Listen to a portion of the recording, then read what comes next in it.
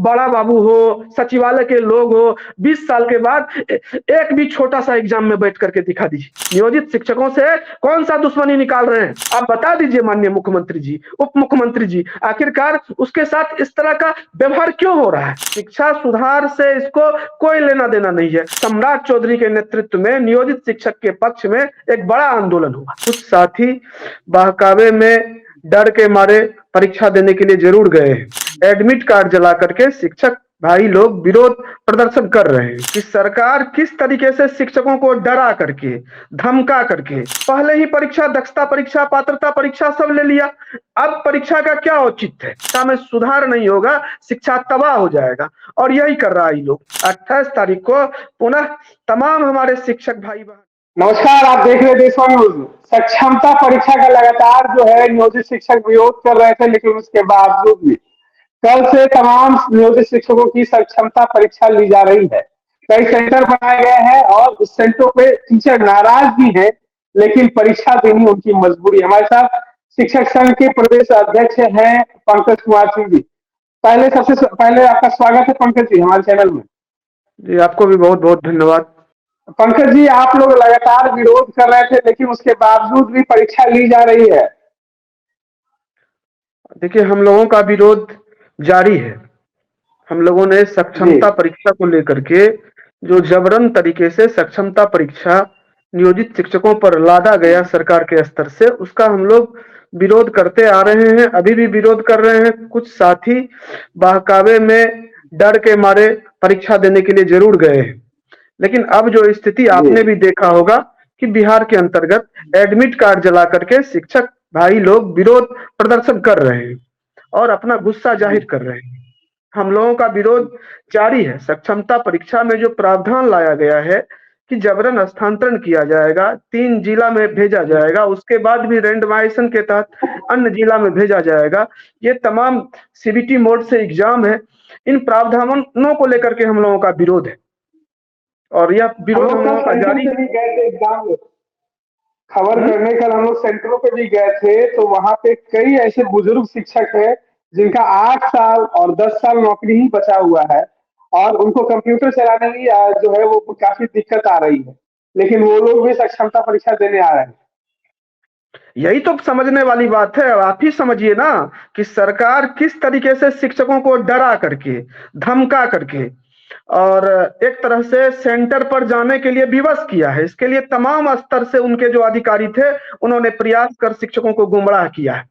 आज बताइए, किसी का 2 साल है, 4 साल है, 5 साल है, जीवन में कभी कंप्यूटर देखा नहीं, कंप्यूटर से कभी उसका कोई लगाव रहा नहीं, कंप्यूटर फ्रेंडली वो है नहीं, और उसको आप कंप्यूटर से एग्जाम लेकर के एक तरह से मानसिक रूप से प्रताड़ित करने का काम कर रहे हैं। यही तो हम लोगों का शुरू से ही है सरकार से कि आखिरकार आपने तो पहले ही परीक्षा, दक्षता परीक्षा, पात्रता परीक्षा सब ले लिया। अब परीक्षा का क्या औचित्य है? और परीक्षा जब आप ले ही रहे हैं तो परीक्षा किस तरीके का परीक्षा ले रहे हैं? यह कंप्यूटर बेस्ड एग्जाम जो है, जब जो लोग अपने जीवन काल में कभी कंप्यूटर देखा नहीं, उसको आप कंप्यूटर से एग्जाम ले रहे हैं। यह तो वो जबरन तरीके से, और उसके बाद उसमें जो प्रावधान आप ला रहे हैं, आप समझिए कि सेवा शिक्षक सेवा संहिता जो है उसमें 10 साल के बाद उसको अपना जो स्वैच्छिक जगह है जाने का अवसर मिलता रहा है, अभी भी मिला है सभी लोगों को जो पुराने शिक्षक है।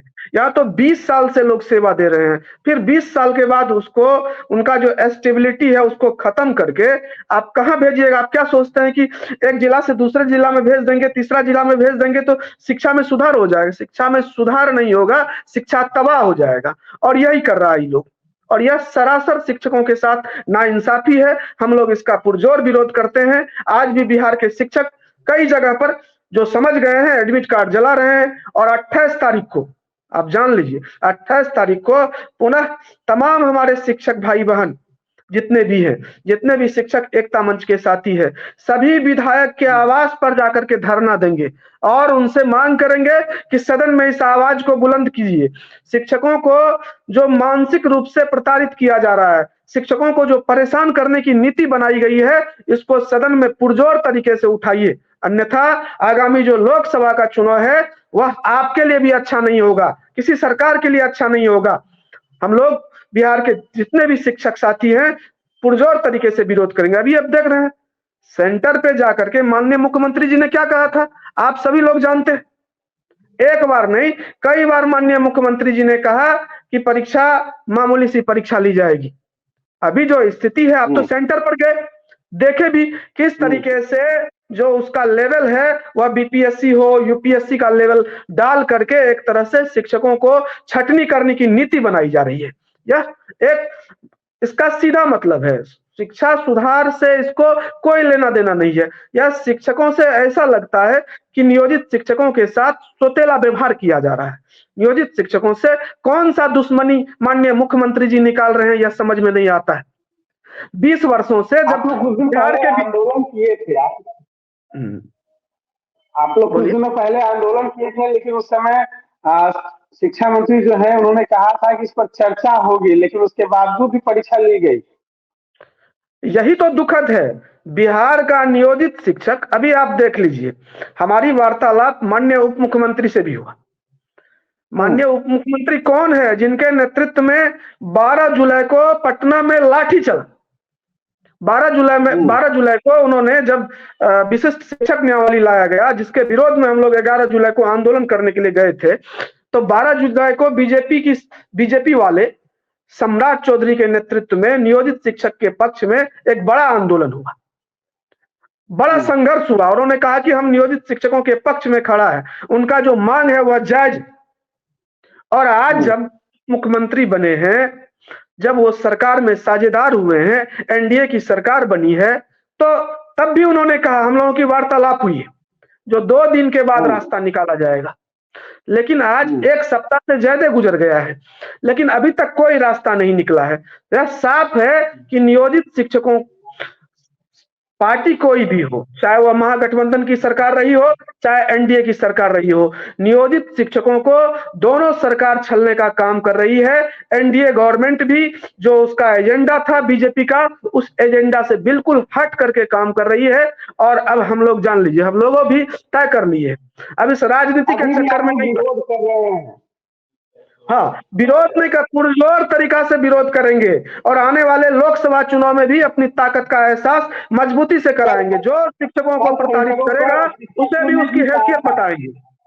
और सेंटर पे शिक्षकों ने भी कहा था कि इस बार जो है नीतीश कुमार को भी परीक्षा देनी पड़ेगी और हम लोग परीक्षा लेंगे। निश्चित रूप से जो सरकार शिक्षकों को प्रताड़ित करने का काम कर रही है, नीतीश कुमार की सरकार जो शिक्षकों को छलने का काम कर रही है, परेशान करने का काम कर रही है, उसको भी आगे में लोकसभा का चुनाव है। शिक्षक को कोई दिक्कत नहीं है, जो परीक्षा दे दिए हैं भूलवश उसे भी चिंता करने की आवश्यकता नहीं है। लेकिन हम आपको स्पष्ट तौर पर आपके चैनल पर कह देना चाहते हैं कि जो सरकार शिक्षकों को प्रताड़ित करने का काम कर रही है, उसको भी आने वाले लोकसभा चुनाव में उसकी हैसियत हम लोग बता देंगे। यह स्पष्ट तौर पर जान लीजिए, बिहार का जो 20 लाख परिवार है वह मजबूती से जो सरकार शिक्षकों को प्रताड़ित कर रही है उनके खिलाफ वोट करके उसको सत्ता से बाहर करने का काम करेगी। जिस तरीके से आप विरोध कर रहे हैं, लेकिन तमाम सेंटरों पे शिक्षकों की उपस्थिति पूरी बताई जा रही है। तमाम वो तो हम बता दिए, वो तो हम बताए हैं कि शिक्षकों के, आप भी बता रहे हैं, आप भी कई सेंटर पर गए और आपने भी बताया है कि किस तरीके से डर का माहौल बनाया गया है कि आपको नौकरी से हटा दिया जाएगा, आपको यह कर दिया जाएगा, आप पर कार्रवाई हो जाएगी। और जितने भी अधिकारी थे उसके तंत्र थे, शिक्षकों को बहला करके फुसला करके सेंटर पर, कुछ लोग, ऐसा नहीं कि सब लोग सेंटर पर गए, अभी भी देख लीजिए आप, एक तो अभी तक बीसीबी जो है अभी ऑफिशियली यह नहीं बता पाई है कि कितने लोगों ने परीक्षा दिया है या कितने लोगों ने फॉर्म भरा है, अभी कोई नहीं है। दूसरा है कि कभी कहता है कि 1 लाख दिया, कभी 1,30,000 दिया, कभी कहता है कि 2 लाख दिया, मतलब अभी तक बरगलाने के फेर में लगल है। और कल जो डाटा आया है, कल का डाटा आपने, जब हम लोगों ने एडमिट कार्ड जलाना प्रारंभ किया तो उसमें आपके चैनल के माध्यम से या पेपर के माध्यम से, अन्य प्रिंट मीडिया के माध्यम से जो समाचार सुनने में आ रही है वह 20% लोग कल भी नहीं बैठे एग्जाम में, और आज उसका संख्या और ज्यादा बढ़ेगा, यह क्लियर है। तो मतलब साफ है कि शिक्षक गुस्सा में है, शिक्षक इस परीक्षा का बहिष्कार कर रहे हैं। यह बात सही है, कुछ लोगों को जबरिया तरीके से डरा करके, धमका करके बाध्य किया गया है एग्जामिनेशन देने के लिए, लेकिन सभी शिक्षक गोलबंद है, एकजुट है। चुनाव के दरमियान अगर वो अपने क्षेत्र में प्रचार प्रसार के लिए जाते हैं तो उनका भी जो पुरजोर विरोध किया जाएगा अगर हमारी आवाज को नहीं उठाते हैं। वही साक्षरता परीक्षा पे जो पंकज जी हैं उन्होंने कहा है कि शिक्षकों को कहीं ना कहीं दबाव बनाया गया है, इसलिए शिक्षक जो है परीक्षा दे रहे हैं। हमें परीक्षा से कोई दिक्कत नहीं है, लेकिन जो शिक्षा विभाग की जो नीतियां हैं, सरकार की जो नीतियां हैं, उससे हमारा विरोध है। हम परीक्षा देने के लिए तैयार हैं। अपडेट्स के लिए बने रहे देशवा न्यूज के साथ। एक चीज और सुन लीजिए, जो क्या है कि सक्षमता परीक्षा के जो प्रावधान है, इसको आप लोग भी समझिए। उसके अंदर जो प्रावधान लाया गया है कि जो लोग सक्षमता परीक्षा देंगे उनका 3 जिला का विकल्प मांगा जा रहा है स्थानांतरण के लिए, और 3 जिला में अगर रिक्ति नहीं रहता है तो उसको बिहार के किसी जिला में उसका ट्रांसफर कर दिया जाएगा। एक बात हो गया। दूसरा हो गया कि 20 साल से जो सेवा कर रहे हैं उसके सेवा निरंतरता का लाभ नहीं है, वरीयता का लाभ नहीं है। यानी जो शिक्षक सक्षमता परीक्षा देंगे, पास करेंगे, सरकार उसको राज्यकर्मी भी बनाएगी तो उसका सैलरी नहीं बढ़ेगा, उसका सैलरी नहीं बढ़ेगा।